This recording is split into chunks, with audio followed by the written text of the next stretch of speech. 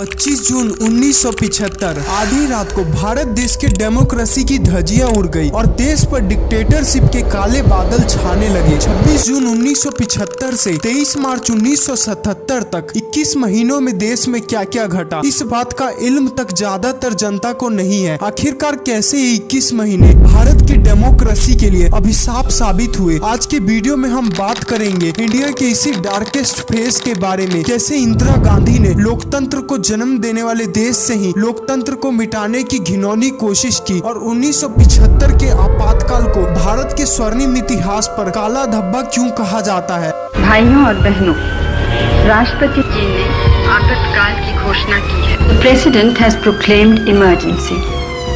This is nothing to panic about.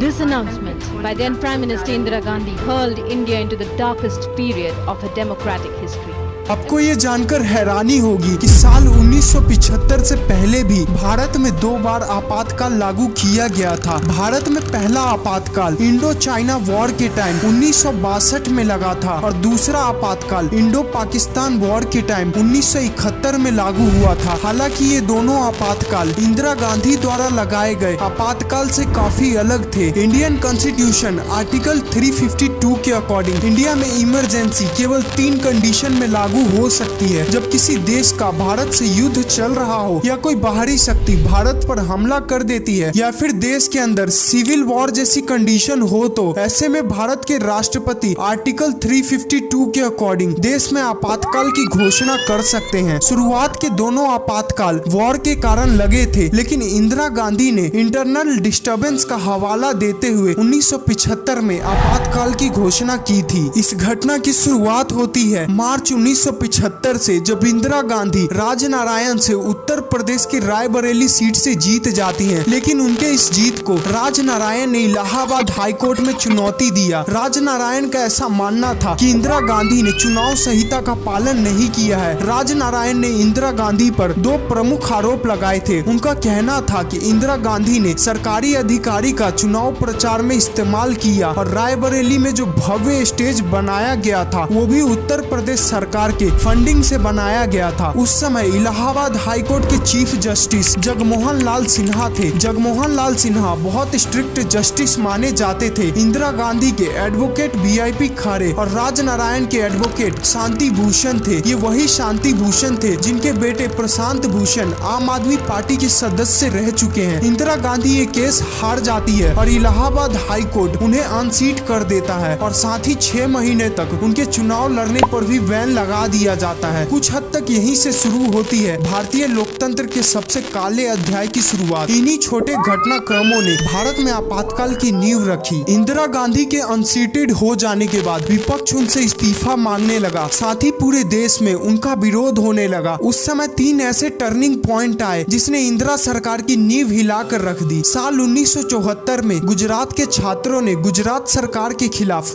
आंदोलन शुरू कर दिया, जो समय के साथ काफी मजबूत हो गया, जिसको देखते हुए इंदिरा गांधी को गुजरात की सरकार को बर्खास्त करना पड़ा। यहाँ गुजरात का आंदोलन ठंडा हुआ ही नहीं था जब तक बिहार में भी छात्रों ने जेपी नारायण के लीडरशिप में आंदोलन करना शुरू कर दिया। छात्रों की ये मांग थी कि बिहार के भ्रष्ट सरकार को भी गुजरात सरकार की तरह बर्खास्त कर देना चाहिए, लेकिन इंदिरा गांधी ने ऐसा करने से साफ मना कर दिया। वहीं जॉर्ज फर्नांडिस के लीडरशिप में करीब 17 लाख रेलवे एम्प्लॉइज ने सरकार के खिलाफ आंदोलन किया। प्रमुख तौर पर अगर देखा जाए तो 1975 के आपातकाल के पीछे केवल 2 प्रमुख कारण थे, जेपी नारायण का छात्र आंदोलन और इंदिरा गांधी और सुप्रीम कोर्ट के बीच बढ़ता तनाव। रेलवे एम्प्लॉइज के हड़ताल, बिहार में चल रहा छात्र आंदोलन, इंदिरा गांधी और सुप्रीम कोर्ट के बीच चल रहा तनाव और विपक्षी पार्टी के बढ़ते दबाव के कारण इंदिरा गांधी ने 25 जून 1975 की रात को आपातकाल की घोषणा कर दी। 25 जून की रात भारतीय लोकतंत्र पर ग्रहण के समान थी, मानो जैसे 25 जून के बाद आगे आने वाली 21 महीनों तक भारत में लोकतंत्र का सूरज उगा ही नहीं। यहीं से शुरुआत होती है इंदिरा सरकार के दमनकारी नीतियों के काल की। अगले दिन जेपी नारायण के साथ कई विपक्षी नेताओं को जेल के अंदर डाल दिया गया और देश के अंदर मीडिया और प्रेस पर भी सेंसरशिप लगा दी गई। इंदिरा गांधी ने लोकतंत्र की आत्मा कही जाने वाली मीडिया तक को देश में बैन कर दिया। रातों रात मीडिया के दफ्तरों की बिजली काट दी गई। कई लोगों का ऐसा मानना है कि इंदिरा गांधी ने अपने विपक्ष में बोलने बोलने वाले सभी नेताओं के पीछे रॉ के एजेंट लगा दिए थे, जो उन नेताओं के पल पल की खबर इंदिरा गांधी को पहुंचाया करते थे। 1975 के आपातकाल के दौरान इंदिरा गांधी के बेटे संजय गांधी द्वारा एक बड़ा ही कंट्रोवर्शियल प्रोग्राम जनसंख्या नियंत्रण के लिए चलाया गया था, जिसे मास स्टेरिलाइजेशन के नाम से जाना जाता है। दोस्तों, आपको ये जानकर हैरानी होगी, इतना कुछ देश में होने के बाद भी कुछ लोग ऐसे थे जिन्होंने 1975 के आपातकाल को सही ठहराया। उनका यह मानना था कि आपातकाल के लागू होने के बाद सभी सरकारी कर्मचारी समय पर काम कर रहे थे और ट्रेनें भी अपने समय पर चला करती थी। आखिरकार करीब 21 महीने बाद 21 मार्च 1977 को इंदिरा गांधी ने आपातकाल को समाप्त करने की घोषणा की। देश में दोबारा चुनाव की तारीख जारी की गई। आपातकाल की समाप्ति के बाद जनता में काफी खुशी थी, मानो जैसे उन्हें दोबारा आजादी मिली हो। मुझे आशा है कि आपको वीडियो से कुछ नया जानने को जरूर मिला होगा। अगर आपको ये वीडियो पसंद आया तो इसे लाइक करना और चैनल को सब्सक्राइब करना मत भूलना।